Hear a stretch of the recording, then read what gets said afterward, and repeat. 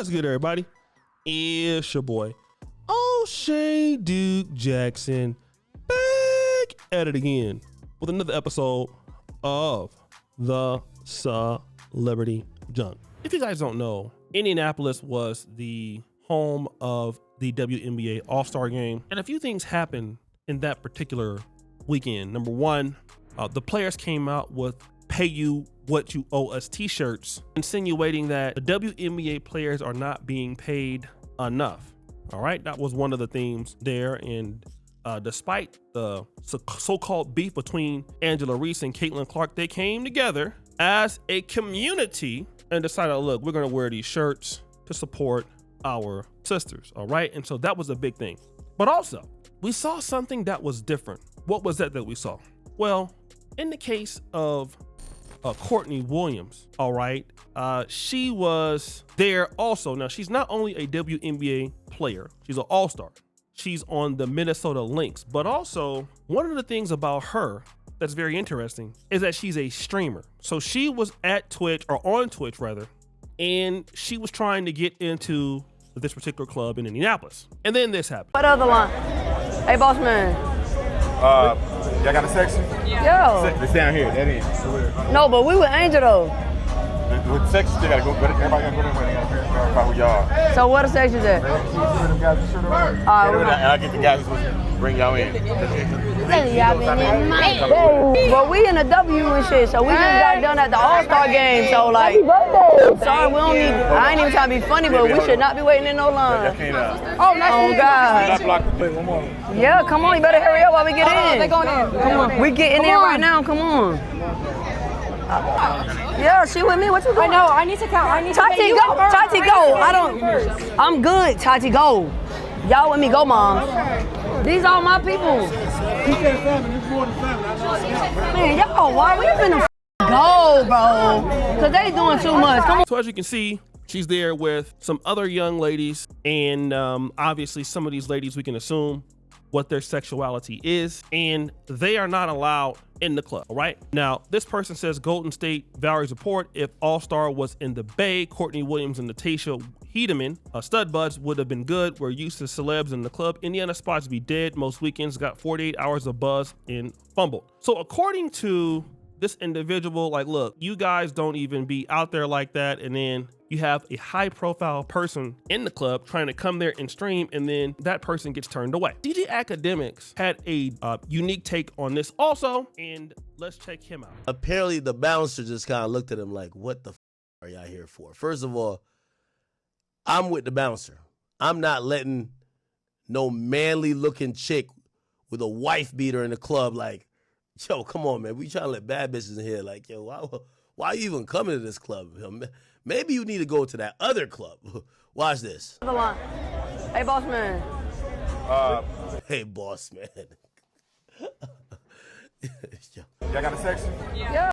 Y'all got a section. It's down here, that is. No, but we with Angel though. With the sections, they gotta Oh, it said we were Angel. You mean Angel Reese? go, everybody gotta go there, they gotta verify who y'all are. So what the section's at? And I'll get the guy who's supposed to bring y'all in.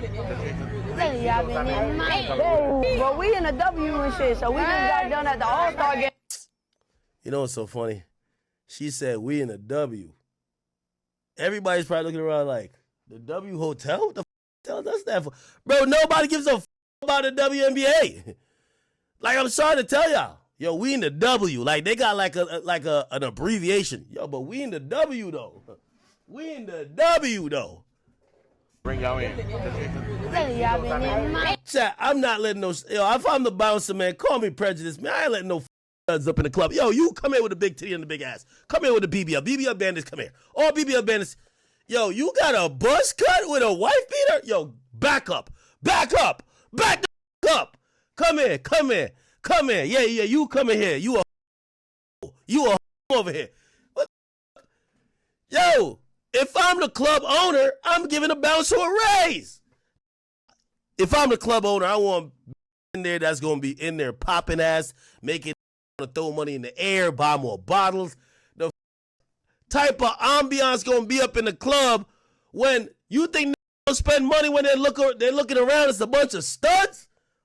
Out of here, Man, go back to the layup line and go work on y'all skills. I don't want to, listen, respectfully, I'm not discriminating. I'm just saying how tight I would be. I just spent 3 bands on a section. I got Don Julio, T-Rail popping up. I'm like, we driving a boat with this little and all of a sudden, I'm looking around for the bad and it's a bunch of studs. They got a better lineup than me.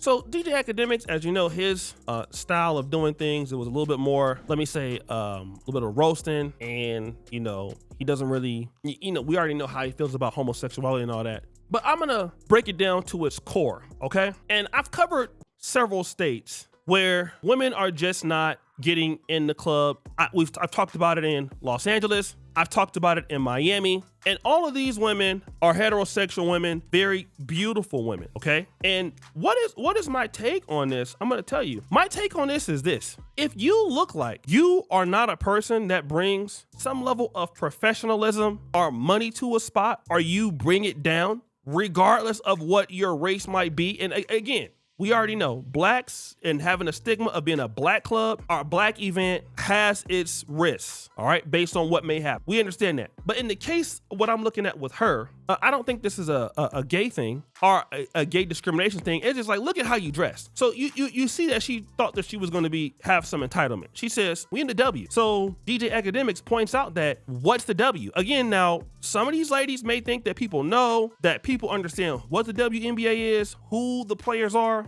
I know Angel Reese. I know Caitlin Clark. I don't know any other player, all right? I just know about those two. So one thing that she's doing is she believes that because somebody recognizes her, they know who she is. It's NBA players who are all pros that if they go to a club, they were not recognized. I'll tell you exactly what I'm talking about. I was real young too, like 20 something years old. Okay? Brother was working at a club called The Gate, the GATE Gate. It was in Beverly Hills. And this particular club at the time, it was one of the best, not only just in the city and in the country. All right, it had that kind of hype. And the night that I happened to be there, Donovan McNabb and Jerome Bettis off season. They happened to be there at the same time. They came in 2 different entourages. I think they briefly spoke. I don't know if they came there together, but they were there. And Donovan McNabb, he roasted me. He said, I look like not Brian McKnight, Brian Not Tonight. All right, I'll never forget that. Shout out to Donovan McNabb. There was another player that came and he had no apparel, right? Like it Donovan McNabb or Jerome Bettis, but everybody knows who they are. So if you're Donovan McNabb, you're Jerome Bettis, even if you're not dressed nice, nobody gonna turn you away because you're a celebrity. It's like, oh, Jerome Bettis came to the club. Jerome was dressed correctly, I believe, but Don McNabb had, he wasn't. He was picking girls up and dancing with them crazy. He just, he's a fun guy. But now, in the case of this player, he was dressed like the other guys, and they were like, who are you? And it just so happened this dude carried around his own football card. So like, oh, this is me. And they were like, so he had to pay like $50 to get into the club because they found out, okay, yeah, no, this is who he is, but just nobody knew him. And when you look at these ladies, like we in the W, as if like somebody's supposed to know that, and that gives you an excuse to dress how you want, it doesn't mean anything. Like I was in Lagos 3 years ago at a restaurant called Cappadocia. Cappadocia is like a restaurant that's kind of like built inside of like rocks. It's Kappadocia. All right. And I'm there with Rachel. She's my GM of my studio that I have here. And I'm there with another lady. And we try to get in. Obviously, I got American accent, reservation. Sir, what do you have on? Tennis shoes. Go home and change. What? I mean, what am I supposed to do? I'm O'Shea Duke Jackson. I can't say that because that don't mean anything. I didn't waste my time. Just so happened I was on my way home to change, and then somebody said, look, you can come in with the shoe, those pants actually. But the young lady that was there, I was with Rachel, she had these big old tatas and they were just all out. So they had to cover up. So they paid like $5 for her to rent a jacket there.